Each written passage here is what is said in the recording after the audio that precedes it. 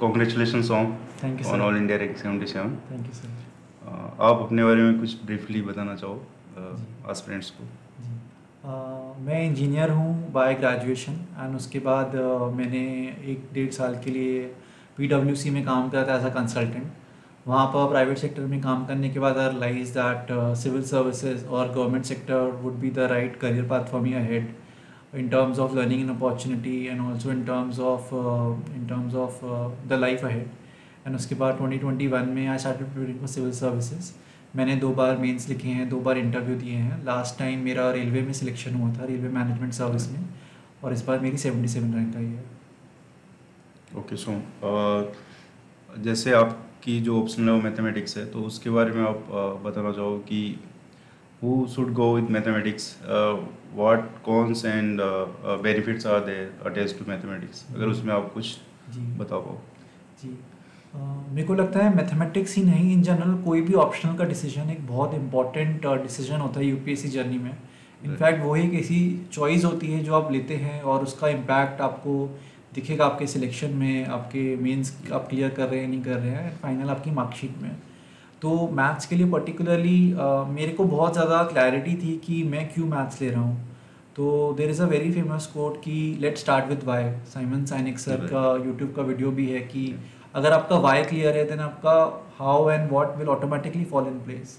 तो मेरे reasons mathematics के लिए सिंपल थे कि मेरे को इंटरेस्ट था मैथ्स में। मैं जैसे इंजीनियरिंग बैकग्राउंड से हूँ, मैं आईटी से पढ़ा हूँ, वहाँ भी मुझे मैथ्स के कोर्सेज में मज़ा आता था। और उसके अलावा मैंने जेई की तैयारी में भी मेरा काफ़ी अच्छा एक स्ट्रॉन्ग फंडामेंटल था। अगर आपके फंडामेंटल्स भी स्ट्रॉन्ग नहीं है फिर भी आप ले सकते हैं, but the basic condition is कि आपको इंटरेस्ट होना चाहिए, क्योंकि सिलेबस ज़्यादा है और आपको मल्टीपल टाइम उससे प्रैक्टिस करना होगा।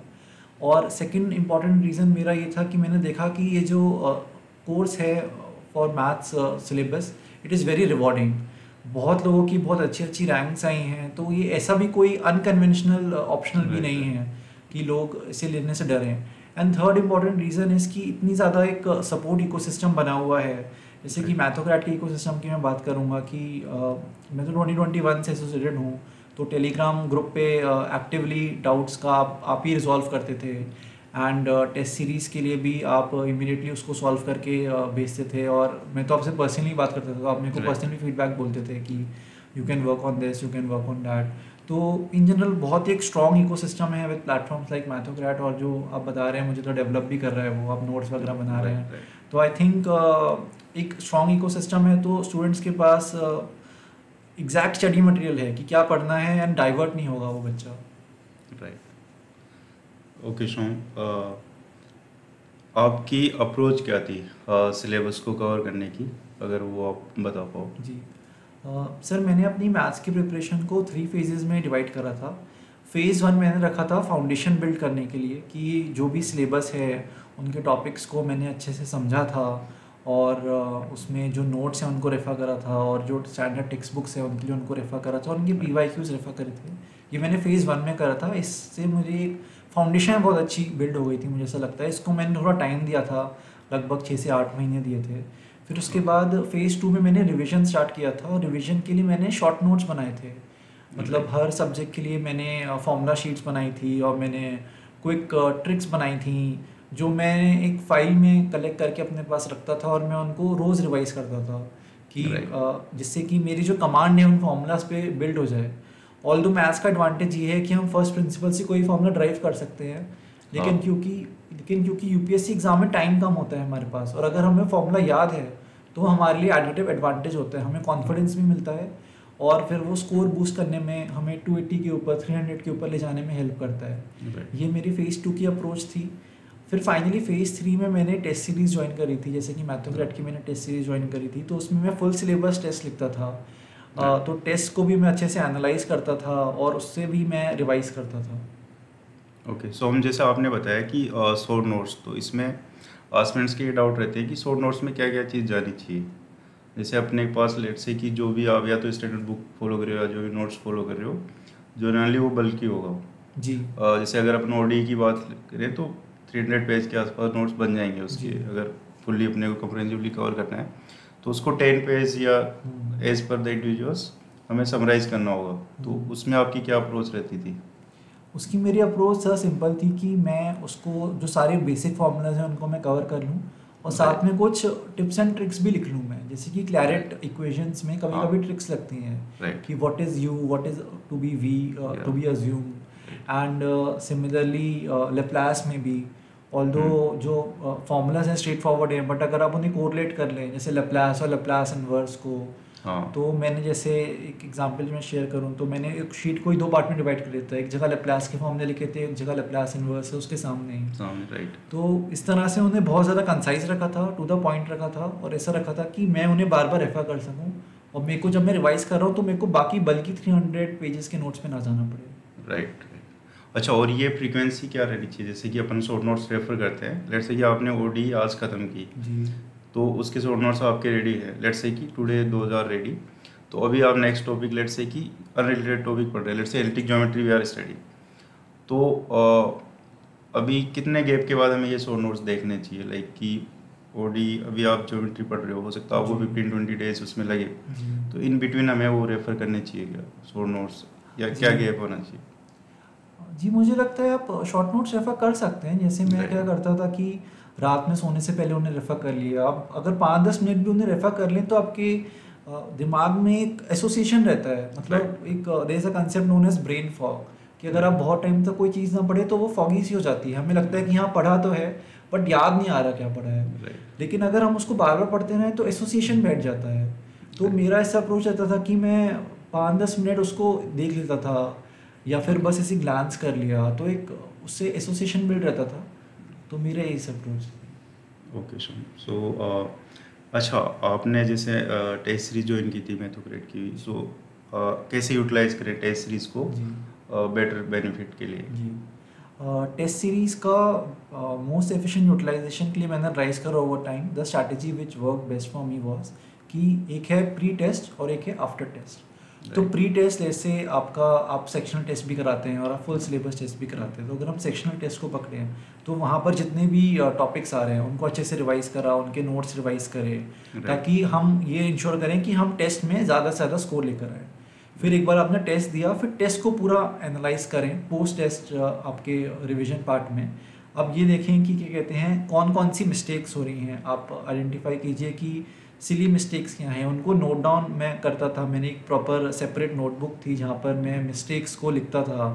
जैसे एक बहुत ही ज़्यादा कॉमन मिस्टेक मैं करता था integration of sine and cause में प्लस माइनस अच्छा, साइन के। राइट, तो ऐसे हर बंदे के कुछ इंडिविजुअल मिस्टेक्स होती हैं, तो इम्पॉर्टेंट ये है कि वो अपनी मिस्टेक्स को टेस्ट के समय ही आइडेंटिफाई कर ले ताकि वो मेन एग्जाम में उसे ना रिपीट करे। तो ये मेरी अप्रोच थी। ओके, ठीक है। अच्छा, आपके जो है प्रीवियस अटेम्प्ट में आई थिंक 280 मार्क्स थे, जी और इस अटेम्प्ट में you have one of the highest marks, G S 332। G S उसके लिए आपकी ये जो गैप है, ये जो आपने फिल किया अराउंड जी 45 मार्क्स का, जी 42 मार्क्स का, ये जो है वो किस टाइप से किया? जी तो 52 मैंने मार्क्स एक्चुअली। जी सर तो 280 से 332 में मैंने हाँ, कुछ चेंजेस ऑब्जर्व करे जो मैं हाइंडसाइट में बता सकता हूँ कि इट वर्क फॉर मी, जो मैंने राइट, 2022 में नहीं करे थे और 2023 में करे। वो ये था कि मैं पहले फुल सिलेबस टेस्ट को इतना सीरियसली नहीं लेता था। मैं राइट, लेता तो था लेकिन उन्हें टाइम पे नहीं देता था। मैं एक स्टॉप वॉच लगा के नहीं करता था कि 3 घंटे का है मैं 4 घंटे तक उसे करे जा रहा हूँ, या फिर मैं राइट, उसका एनालिसिस अच्छे से नहीं करता था। तो जो मेरी पहली चीज़ मैंने करी वो ये करा कि मैं टाइमली और सीरियसली सारे टेस्ट सॉल्व करता था जो भी मैथोक्रेट के हैं टेस्ट सीरीज़ के, और उन्हें 3 घंटे में ही करता था। अगर मेरे से नहीं हो रहा तो फिर मैं छोड़ देता था, क्योंकि एक्चुअल एग्जाम में भी वही होगा। It's like a preparation for the actual exam. Right, then second thing was कि जो मेरी मिस्टेक्स थी ऑल्दो मैं नोट डाउन कर रहा था, लेकिन इस अटेम्प्ट में मैं बहुत ज़्यादा अपनी माइन्यूट मिस्टेक्स भी नोट डाउन कर रहा था जो हमें सिली मिस्टेक्स लगती हैं, और मैं आइडेंटिफाई कर रहा था कि इन सिली मिस्टेक्स में कोई पैटर्न है क्या। जैसे मेरे में एक पैटर्न आता था कि एक लाइन से दूसरी लाइन लिखने में मेरा साइन का वो हो जाता था, साइन गायब हो जाता था। ओके, तो मेरे को अगर मैंने पैटर्न आइडेंटिफाई कर लिया था, इसलिए मेरे को रिवीजन में आसानी हुई कि मैं रिवाइज इजीली कर पाता था कि मैं मिस्टेक्स आइडेंटिफाई कर सकूं। फिर थर्ड चीज़ जो मैंने करी वो ये करी कि जब मैं अपने नोट्स रिवाइज करता था मैं एक पेन और पेपर लेके अपने नोट्स रिवाइज करता था, क्योंकि मैथ्स में वैसे तो अगर आपको फॉर्मूला मेमोराइज है तो बहुत अच्छा है, लेकिन अगर उसकी एक मसल मेमोरी भी है कि आपने उसको लिख रखा है तो वो आपको और ज़्यादा बेनिफिट करेगा। ये मेरे को लगा कि बहुत हेल्पफुल है कि हम अगर PYQs भी रिवाइज कर रहे हैं तो हाँ। अगर हमारे साथ में कुछ हमने रफ कॉपी ले ली, नॉट नेसेसरली हम उसे पूरा सॉल्व कर रहे हैं, एक रफ कॉपी में हमने लिख के थोड़ा कर लिया, थोड़ा कैलकुलेटर यूज़ कर लिया। जैसे कि ये भी मैंने चेंज ऑब्जर्व करा, पहले मैं 22 में ऐसा लगता था कि कैलकुलेटर एग्ज़ाम तो हो जाएगा, कैलकुलेटर का यूज़ एग्ज़ाम में हो जाएगा, जैसे न्यूमेरिकल एनालिसिस में या फिर मैट्रिसेस में। लेकिन जब हम उसको प्रैक्टिस करते हैं तो स्पीड आ जाती है कि हम कितनी जल्दी डेटा इनपुट कर सकते हैं कैलकुलेटर में।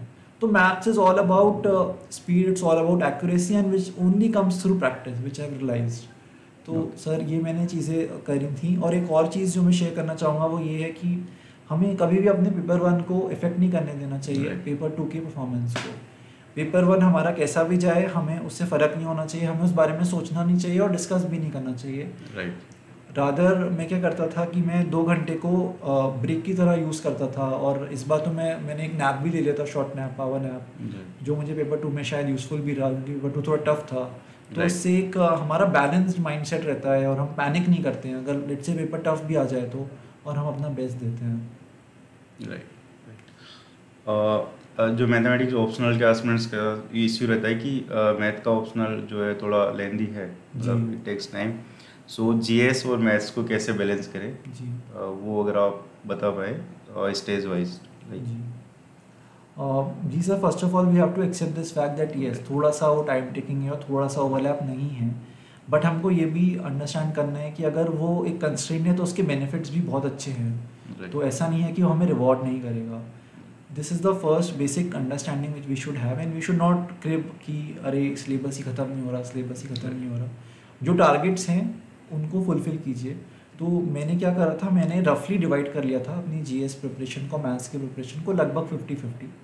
तो मैं थोड़े टाइम जीएस पढ़ता था, फिर जैसे लेट से बोर हो गए जीएस से तो मैथ्स कर लिया, क्योंकि मैथ्स में it's more about objective understanding, उसका एनालिसिस, और जीएस में थोड़ा सा हमें समझना होता है चीज़ों को एक अलग पर्सपेक्टिव से। तो इस तरीके से बैलेंस बन जाता था मेरा। तो मेरी अप्रोच थी सर। ओके।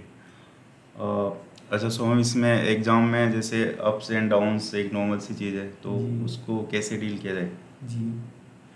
जी सर, जैसे आप कह रहे हैं वो एक नॉर्मल सी चीज़ है, और वो it's part of our brain कि वो एक नेचुरल है कि जब हमें कोई चीज़ अच्छी होती है तो हमें अच्छा फील होता है, जब कोई चीज़ डाउन होती है, हमारा रिजल्ट नहीं आ रहा होता है, इवन मॉक टेस्ट में भी अगर हमें कम स्कोर लगता है तो हमें थोड़ा डाउन फील हो सकता है। तो first of all we should accept this that it is a natural thing, and second thing is हमें उसको लेकर ऑब्जेक्टिव होना चाहिए कि जैसे अगर हमारा स्कोर अगर कम भी आ रहा है, फिर लेट से हमारा प्री क्लियर नहीं हुआ या मेंस क्लियर नहीं हुआ, हम उसको ऑब्जेक्टिवली एनालाइज करें कि हमारी क्या कमी रह गई है, और थोड़ा सा पॉजिटिव मोटिवेशन सीख करने की कोशिश करें कि क्या कहते हैं I can do it and how it would help me in future. Okay, so PYQs पे, अगर PYQs का क्या इम्पोर्टेंस है, उनका रिवीजन या फॉरेस्ट के भी करने चाहिए PYQ, उस पे अगर आपका उस पे क्या ओपिनियन है? मुझे लगता है PYQs बहुत ज़्यादा इंपॉर्टेंट हैं, क्योंकि स्पेशली अगर हम 15 से 20 ईयर से कर सकें then there is no better alternative to it. क्योंकि PYQ से कभी कभी तो डायरेक्ट सवाल भी उठ जाते हैं, बट आजकल UPSC क्या कर रहा है, उनकी थीम से सवाल उठा रहा है। बट लेकिन कुछ ऐसा नहीं है कि एक दो सवाल आउट ऑफ द बॉक्स हो सकते हैं, बट लगभग 90% पेपर PYQs की थीम पर होता है मैथ्स के लिए। तो PYQs are very important. PYQs का ही आप रिविजन कर लीजिए मल्टीपल टाइम्स, तो वो भी सफिशेंट होता है। पर्टिकुलरली फॉर फॉरेस्ट, मैंने सर फॉरेस्ट के PYQs को इतना ज़्यादा ध्यान नहीं दिया था फॉर UPSC CSE, क्योंकि मुझे लगा कि फॉरेस्ट के कुछ क्वेश्चन बहुत टफ होते हैं। वो CSE में पूछे तो जा सकते हैं लेकिन उनकी प्रोबेबिलिटी कम है। तो मेरी अप्रोच ये थी कि अगर कोई बहुत ज़्यादा टफ क्वेश्चन आएगा then I would leave it. तो I was okay with it. मेरा ऐसा था कि मेरा ज़्यादा एम्फेसिस एक्यूरेसी पे था rather than very tough question या फिर very innovative out of the box question. मेरा अप्रोच ये थी कि मैं सिंपल चीज़ों को बार बार करूँ और उनमें कुछ गलती ना करूँ। ओके, सो थैंक यू, आपने टाइम निकाला इसके लिए। Thank you.